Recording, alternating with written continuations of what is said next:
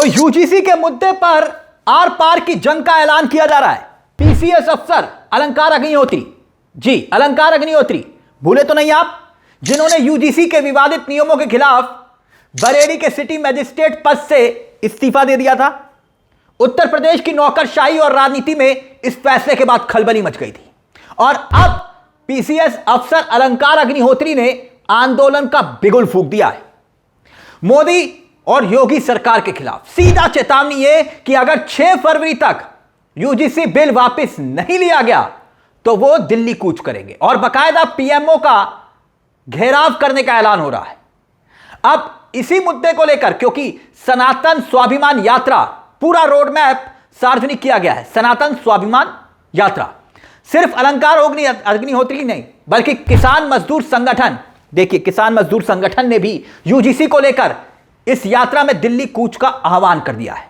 ठाकुर पूरण सिंह, इनका बयान भी हम आपको सुनाएंगे, मगर सबसे पहले सुनिए अलंकार अग्निहोत्री, जिन्होंने ठीक 26 जनवरी यानी कि गणतंत्र दिवस के दिन शंकराचार्य के अपमान और यूजीसी के नए नियमों के खिलाफ इस्तीफा देकर खलबली मचाई थी और अब इस यात्रा का ऐलान कर रहे हैं, आह्वान कर रहे हैं। सुनिए अलंकार अग्निहोत्री क्या कह रहे हैं यूजीसी को लेकर। नमस्कार, मैं हूं अलंकार अग्निहोत्री, आपका अपना भाई। जैसा कि आप जानते हैं कि 7 फरवरी 2026 को एक सनातन स्वाभिमान यात्रा हाथरस से प्रारंभ हो रही है। यह गैलेक्सी होटल के पास शहीद स्मारक पार्क के पास जो आगरा रोड हाथरस से 7 फरवरी को 9 बजे प्रारंभ होगी। इस जो यात्रा है ये 12 फरवरी को शाम 3 बजे पीएम निवास लोक कल्याण मार्ग नई दिल्ली पहुंचेगी।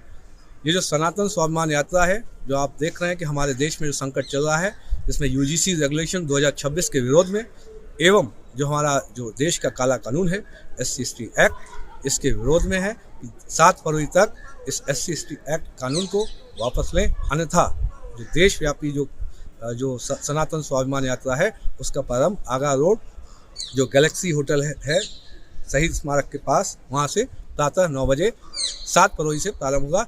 इस यात्रा में जो पंकज धवरिया हैं, जो राष्ट्रीय श्रवण परिषद के हैं, उनके साथ मैं स्वयं उपस्थित रहूँगा और आपसे आह्वान है कि अधिक से अधिक संख्या में आकर पूरी यात्रा को सफल बनाएं और इसको पूरे देश में इसका प्रचार एवं प्रसारण करें। बहुत बहुत धन्यवाद।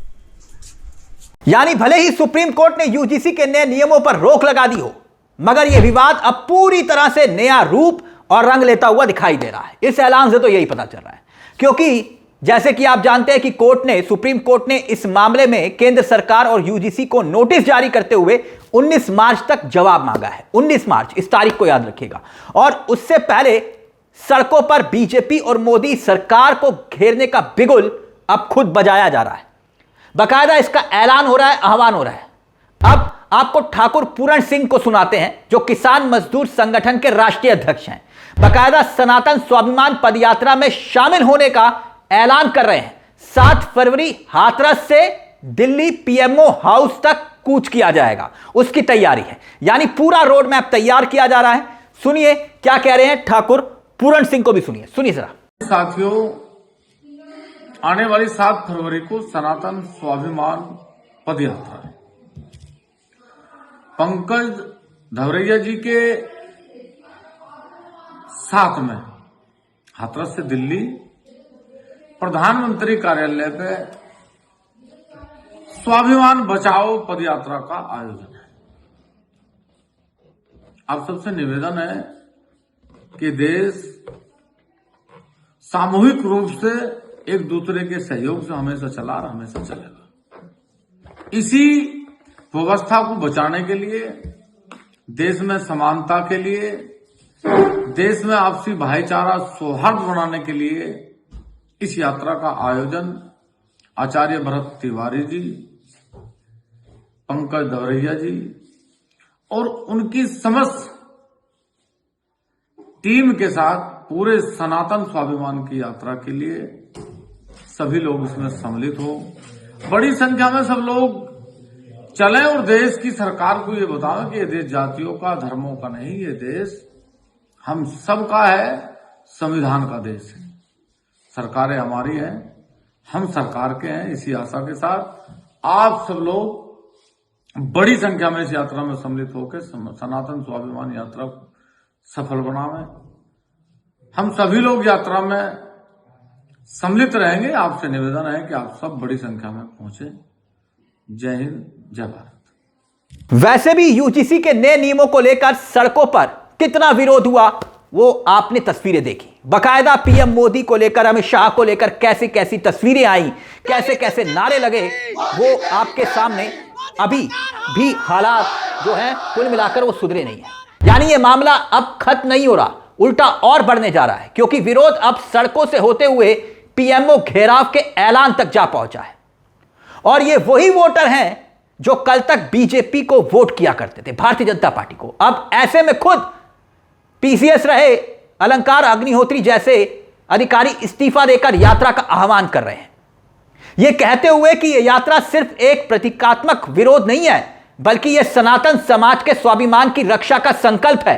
यही तो कहा जा रहा है। और बकायदा अलंकार अग्निहोत्री का एक और बयान भी खूब वायरल हो रहा है, जिसमें वो बीजेपी के स्वर्ण नेताओं पर निशाना साधते हुए कह रहे हैं घुंघरू और चूड़ियां भेजो।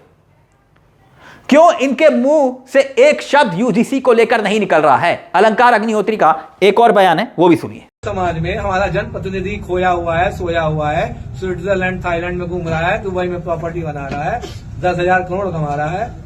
आपके यहाँ से सांसद कौन है? यहाँ से प्रसाद जी को भैया कॉल लगाओ, बोल नहीं रहे तो आप लोग एक काम करो, अरे एक काम करो, बढ़िया घुंघरू खरीदो कहीं से, बढ़िया घुंघरू चूड़ियां पहना के कम से कम मेल तो कर दो। सब पत्रकार बंधु बैठे, सबको पता है भयानक लड़ाई चल रही है, इसको काटो, इसको काटो, इसको गिरा दो तो हमारा अपना सीएम बन जाए। ठीक है भाई, हो सकता है सीएम साहब कमीशन ना दे रहे हो। गजब की बात है। मतलब बीजेपी नेताओं की भी हिपोक्रेसी की हद है, दोगलेपन की हद है। बीजेपी नेताओं ने सुप्रीम कोर्ट के स्टे का क्रेडिट भी अपने नेताओं अमित शाह और मोदी को दिया था।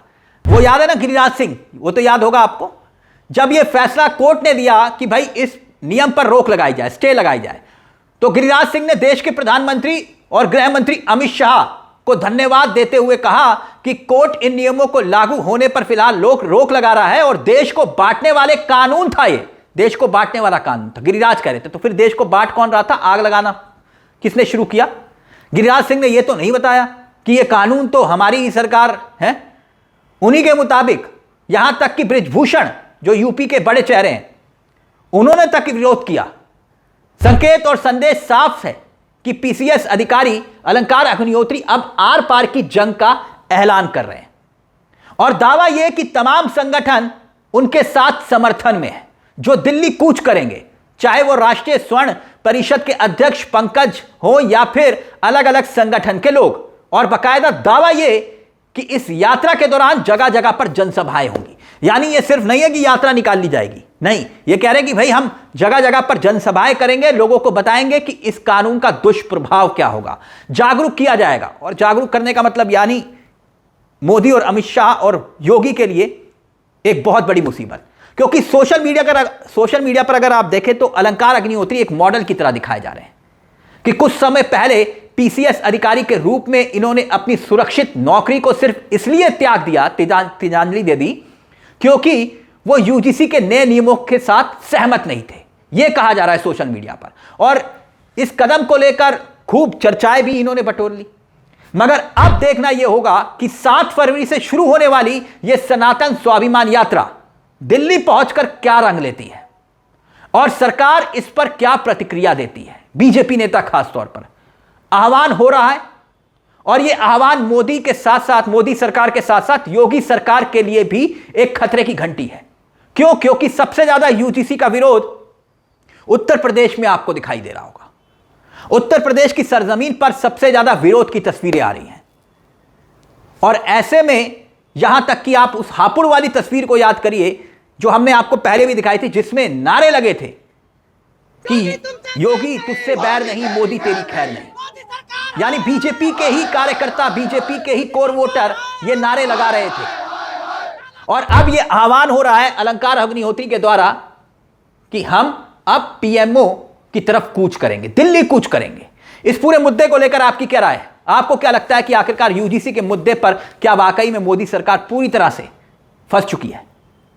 अपनी राय हमें कमेंट बॉक्स में जरूर दीजिएगा। मुझे तिलक चावला को दीजिए इजाजत। एक छोटी सी दरख्वास्त, चैनल को सब्सक्राइब जरूर कर लीजिएगा। यह मंच आप ही का है जहां कलम गुलाम नहीं। नमस्कार, जय हिंद, जय भारत।